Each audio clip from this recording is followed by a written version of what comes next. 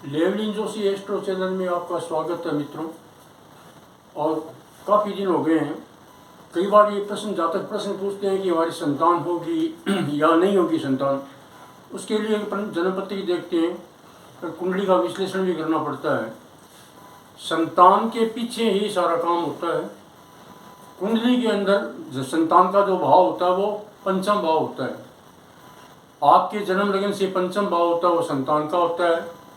और इसमें एकादश भाव जो होता है वो भी देखते हैं, क्योंकि आपके लाइफ पार्टनर होता है, जो जीवन साथी या जीवन संगिनी होती है, उसका एकादश भाव भी होता है।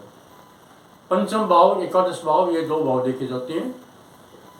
अगर मान लो जन्म पत्री के अंदर पंचम भाव, अगर उसके शुभ ग्रहों की दृष्टि पंचम भाव पर है और पंचम भाव का कारक जो होता है वो बृहस्पति होता है, अब बृहस्पति भी शुभ प्रभाव में है, नीच नहीं है, शत्रु क्षेत्री नहीं है, पापाक्रांत नहीं है, पंचम भाव का कारक। और पंचमेश, पंचमेश तो कोई भी हो सकता है, पंचमेश कोई भी हो सकता है। उदाहरण के लिए अपन देखें कि पंचमेश, मान लो ये कुंडली है, ये आप कुंडली देखो,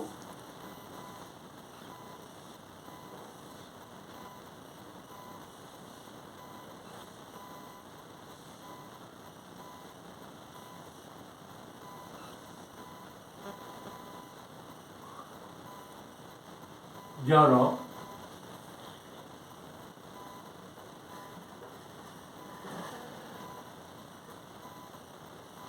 ये कुंडली है, धनुलग्न की कुंडली है और लगन में इसके राहु है, सप्तम भाव में इसके बृहस्पति है।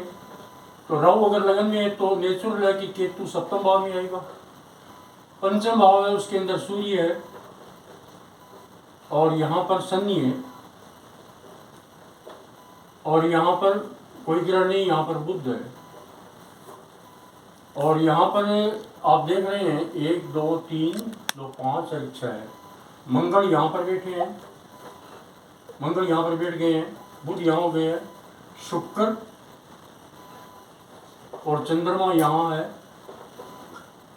चंद्रमा जो है ना, ये धनिष्ठा नक्षत्र में है, धनिष्ठा नक्षत्र में है, धनिष्ठा नक्षत्र में है, लगन में राहु।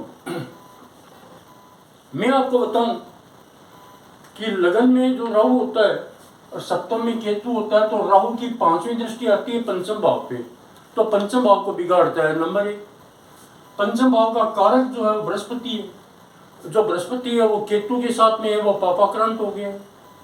और पंचम भाव पर सूर्य का प्रभाव है, लेकिन शनि की जो दृष्टि आ रही है वो इसको नाश कर रही है। और यहाँ पर चंद्रमा और शुक्र बैठे हैं, जो और शनि इनका जो है वो भी रिट्रोग्रेड यानी वक्री है। इन जातक की संतान नहीं हुई, कारण कि पंचम भाव का जो कारक पंचम भाव का कारक बृहस्पति है, उसमें राहु का प्रभाव भी है, केतु का प्रभाव भी है, और पंचम भाव पर शनि की दृष्टि आ रही है। सूर्य जरूर उच्च राशि में है, लेकिन सूर्य का उच्चत्व भंग हो गया है। मंगल जो हो गया पंचमेश होकर के छठे भाव में बैठ गया है, तो पंचमेश होकर के छठे भाव में बैठना भी सही नहीं है। उसमें क्या संतान प्रतिबंधक योग होता है, तो इनका संतान प्रतिबंधक योग हो गया। तो ये तीनों जो चीज है, कौन कौन से? पंचमेश, यहाँ पंचमेश कौन है? मेष राशि का मालिक मंगल छठे भाव में बैठ गया। और पंचम भाव में जो कारक होता है बृहस्पति, अगर ये बृहस्पति अगर शुभ प्रभाव में होता या अच्छे नवांश में होता तो हम डिक्लेयर कर सकते थे, और मंगल भी अगर अच्छे प्रभाव में होता तो डिक्लेयर कर सकते थे। तो इस तरह से क्या है, संतान भाव दूषित हो गए हैं। अगर संतान भाव देखना है तो इन तीनों बातों पर विचार करना होगा।